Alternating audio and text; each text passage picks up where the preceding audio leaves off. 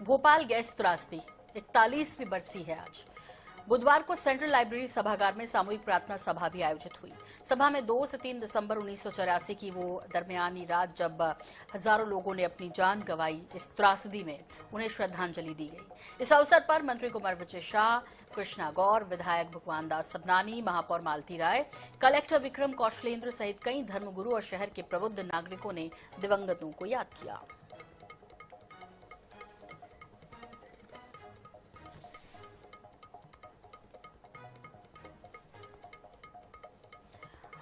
और अब आइए सीधे रुख कर लेते हैं भोपाल का, जहां मौजूद है हमारी सहयोगी स्वाति शर्मा। स्वाति, आपने इसे पूरा कवर किया है और 41वीं बरसी, इस दौरान ये रैलियां तो ऐसे ही दशकों से हम देखते आए कि निकल रही है, लेकिन उसके बावजूद भी जब आप कुछ लोगों से बात कर रही थी जो इस आंदोलन को लगातार आगे बढ़ा रहे हैं, पीड़ितों को न्याय दिलाने की उम्मीद करते हैं, लेकिन आते वो बरसी के दिन सामने हैं या उनकी बात तब की जाती है? स्वाति, जो बातचीत हुई है, क्या उम्मीद कर रहे हैं, क्या चाहते हैं आज 4 दशक के बाद भी? देखिए, 4 दशक में बाद भी भोपाल की जो गैस त्रासदी का जो पीड़ितों का जो दर्द है वो जैसे का तैसा है। जो 1984 में जो दर्द था वही दर्द, और मैं कहूँ कि एक तरीके से वो दर्द जो है वो और हरा होता जा रहा है। और हरा होने की वजह ये है कि ये जो 4 संगठन हैं, जिनको 2 महिला और 2 पुरुष इनके अध्यक्ष हैं, 4 संगठनों के, जिसको इन संगठनों को लीड कर रही हैं और इनकी सुरक्षा की और इनके जो है अधिकारों की जो संरक्षण कर रही हैं, ये इन महिलाओं का और इन पुरुषों का कहना है कि सरकार ने, तात्कालीन सरकार ने और अभी वर्तमान सरकार ने और पूर्व मुख्यमंत्री शिवराज सिंह चौहान ने इनके साथ कुछ वादे किए थे और वो वादे पूरे नहीं किए गए हैं।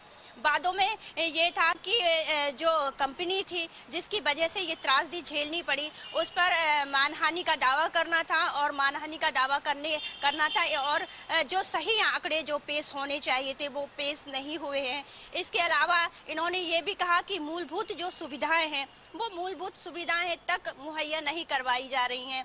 पेंशन है, रोजगार है, शहर सरकार को जो स्वच्छता सफाई करवानी चाहिए वो सफाई भी नहीं हो रही है। इवन यहाँ तक कि जो पीने का पानी जो साफ मुहैया करवाना चाहिए, होना चाहिए, सरकार वो पीने का पानी भी मुहैया नहीं करवा पा रही है। और यही वजह है कि 40 साल बाद भी आज भी जब लोगों के जो बच्चे पैदा हो रहे हैं, संतानें हो रही हैं, वो अभी भी पीड़ित ही पैदा हो रही है। किसी को थायराइड है तो किसी को कैंसर है तो किसी को कुछ अन्य है, तो उसकी वजह से ये जो है वो बहुत ज्यादा परेशान है। और अगर मैं पिछले 3 दिन का आपको घटनाक्रम बताऊं तो सबसे पहले इन संगठनों ने आवाज बुलंद करने के लिए प्रेस कॉन्फ्रेंस की और उसमें बताया कि ये अगले 2 दिन क्या करने वाले हैं। इन्होंने एक मसाल जुलूस निकाला और मसाल जुलूस में इन्होंने साफ कहा कि हम जो तात्कालीन सरकार थी, वर्तमान जो सरकार है, हम उससे खुश नहीं है, चाहे वो केंद्र सरकार हो या राज्य सरकार हो। इसके बाद आज जो इन्होंने प्रदर्शन किया है, इस प्रदर्शन में इन्होंने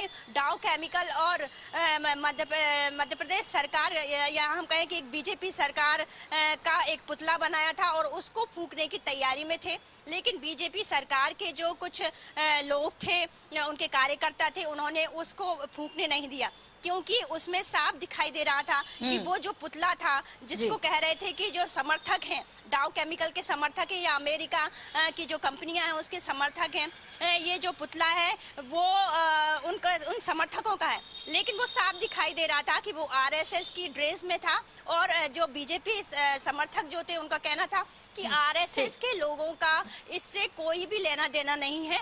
यदि आपको कोई शिकायत है, कोई शिकवा है, तो आप सीधे सरकार से बात कीजिए, ना कि आरएसएस का पुतला फूंके आप। जी, बहुत बहुत शुक्रिया स्वाति इस तमाम जानकारी के लिए आपका। तो पीड़ितों का दर्द वहीं का वहीं, लेकिन इस पर सियासत 4 दशक पहले भी हो रही थी, आज भी हो रही है, लेकिन अब भी न्याय के लिए भटक रहे हैं ये पीड़ित। तो फिलहाल 41वीं बरसी और भोपाल गैस त्रासदी की, और इस गैस त्रासदी में आज भी जो न्याय के लिए पीड़ित हैं भटक रहे हैं। दूसरी तरफ आज इस दिन को सिर्फ छुट्टी की तरह मनाते हैं भोपाल वासी, लेकिन दूसरी तरफ न्याय की उम्मीद इनकी आंखों में अब भी दिखती है।